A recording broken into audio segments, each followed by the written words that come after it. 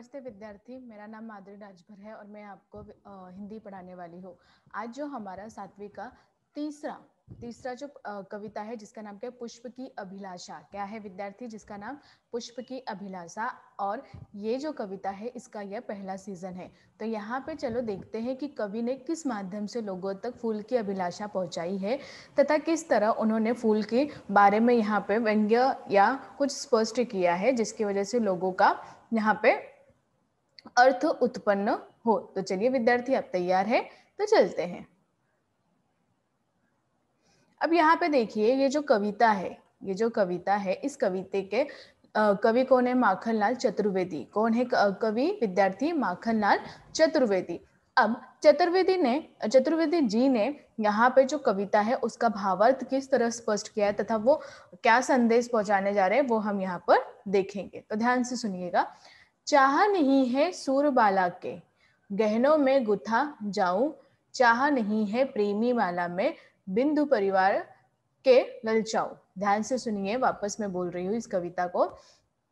चाह नहीं है सूरबाला के गहनों में गुथा जाऊं, चाह नहीं है प्रेमी माला में बिंद प्यारी को ललचाऊं। तो यहाँ पे जो माखनलाल चतुर्वेदी ने इस जो कविता जो यहाँ पे लिखी है उसका भावार्थ इस प्रकार दिया गया है कि हे प्रभु, यहाँ पे जो फूल है वो ईश्वर से प्रार्थना करती तथा ईश्वर को बोलती है कि हे प्रभु हमारी चाह, यहाँ पे क्या बताया कि हे प्रभु हमारी चाह देव कन्याओं के गहनों में गुथा जाना नहीं है। यहाँ पे क्या बताया है कि जो फूल है वो क्या बोल रही हैं? जो फूल है वो बोल रही है कि हे प्रभु या हे ईश्वर, हमारी चाह ये नहीं है, हमारी चाह हम जो फूलों है उनकी किसी की भी चाह ये नहीं है कि हम देव कन्याओं के देव कन्याओं के गहनों में गुथे जाना चाहिए। यहाँ पे उन्होंने बताया है कि हमारे कोई भी ऐसी चाह या कामना नहीं है कि हम कन्याओं के गहनों में गुथा जाना चाहिए, हमें कन्याओं के गहनों में गुथा जाना चाहिए। और प्रेमी के माला में गुथा कर प्रेमियों को ललचाने की चाहत भी नहीं है। और हमारी यहाँ पर ध्यान से सुनिएगा, और हमारी यहाँ पर प्रेमी, यहाँ पे क्या उन्होंने बताया कि हमारी यहाँ पर प्रेमी मालाओं में गुथा कर प्रेमिका को ललचाने की भी चाहत नहीं है। तो यहाँ पे एक फूल है जिन्होंने ईश्वर से ये प्रार्थना की तथा ईश्वर को ये संदेश दिया है कि हे प्रभु हमारी कोई भी चाह हम किसी भी फूल देव के कन्याओं के गहनों के गुथों में जाना नहीं चाहती है तथा प्रेमी के माला में गुथाकर प्रेमिका को ललचाने की चाहत भी नहीं है। कि जिस प्रकार अगर देखा जाए तो हम शादी या कोई भी ब्याह में जाते हैं तो कि जो कन्याओं के गलों में फूलों का हार होता है, अभी तो हर चीज जो है हाथ में, फूलों में, मांग टीके में, हर जगह होता है। तो यहाँ पर उन्होंने बताया कि हमारी ऐसी कोई लालच नहीं है कि हम गहनों में गुथ जाए तथा जो प्रेमी की माला में गुथाकर प्रेमिका को ललचाने की चाहत बन जाए। मतलब जो एक प्रेमी है उसके गले में जो फूलों का हार है वो देखकर उसकी प्रेमिका जो है ललच पड़ती है, लोभ से ललच पड़ती है, तो वो जो चीज है वो भी हमारी चाहत में नहीं है। यहाँ पे माखन चतुर्वेदी ने बहुत सुंदर तरीके से इस कविता को स्पष्ट किया है तथा इस पहली पंक्ति को स्पष्ट किया है कि किस प्रकार फूलों ने अपनी व्यथा को उनके सामने प्रस्तुत किया है। तो चलिए अब दूसरा देखते हैं। चाह नहीं सम्राटों के सौ पर है हरि डाला जाऊं, चाह नहीं देवों के सिर पर चढ़ू भाग्य को इठलाऊं। अब यहाँ जो दूसरी पंक्ति है मैं पुनः इसे बोल रही हूँ। चाह नहीं है सम्राटों के सौ पर है हरि डाल जाऊं, चाह नहीं है देवों के सिर पर चढ़ू भाग्य पर इठलाऊं। अब जो दूसरी पंक्ति है वहां माखनलाल चतुर्वेदी ने यह स्पष्ट किया है कि ये कहते हैं, जो फूल है वो ये कहते हैं कि हे हरि, ध्यान पूर्वक सुनिएगा, ये फूल जो है वो कहते हैं कि हे हरि, सम्राटों के शव मतलब मित्र शरीर जिसे बोलते हैं, सम्राटों के शव मतलब मित्र शरीर पर डालने जाने की चाहत मुझे नहीं है। यहाँ पे उन्होंने क्या बोला है कि जो सम्राट है उनके जो मृत्यु शरीर है उस पे भी जो है जाने की चाहत मुझे नहीं है, उस पे भी तुम जब फूल बिछाओगे तो उस पे भी जाने की मेरी चाहत नहीं है। आपने देखा रहेगा कि जब किसी की खुशी भी होती है तो उसमें फूल शामिल होते हैं, जब किसी की दुख कोई होता है तो उसमें भी फूल जा होते हैं। जैसे कि अगर शादी, लग्न, पूजा पाठ, ये सब चीज़ों में फूल की बहुत महत्वपूर्णता है तथा आवश्यकता है, उसी प्रकार अगर किसी की मृत्यु हो जाए तो उसके लिए भी फूल उतना ही आवश्यक है। तो यहाँ पे फूलों की आध्यात्मिकता बताई गई है कि लोगों के लिए वो कितना आवश्यक है। तो इसीलिए यहाँ पे उन्होंने बोला है फूलों ने कि मुझे कोई चाह नहीं है कि मैं सम्राटों के शव पर भी मतलब मित्र शरीर पर डाले जाने का चाहत मुझे नहीं है। मेरी ये खुशी, मेरी ये चाहत नहीं है कि मैं किसी की मृत्यु, सम्राट के मृत्यु शरीर पे भी डालने जाने की चाहत नहीं है। तथा देवताओं के सिर पर चढ़कर अपने भाग्य पर गर्व करूं, ऐसी अभिलाषा भी मेरी नहीं है। तथा उन्होंने यहाँ पे बताया है कि चाह नहीं देवों के सिर पर चढ़ू, भाग्य पर इठलाऊं।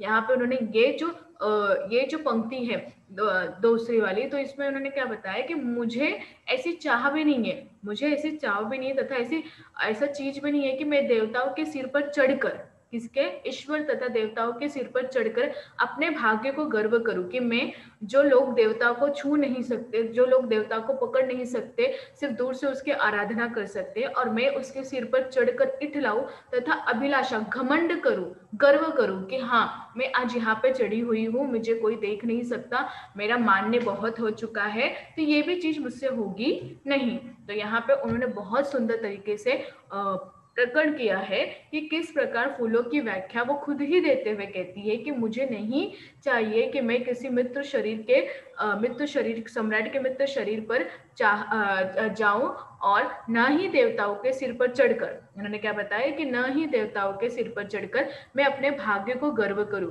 कि मैं बहुत बड़ी हो चुकी हूं तथा मैं बहुत ऐसी हूं कि इसीलिए मुझे इतना इज्जत या इतनी लालसा दी गई है कि मैं आज भगवान के सर पर चढ़ी हूं। यहाँ तक समझा विद्यार्थी आप लोगों को? तो चलिए आगे चलते हैं।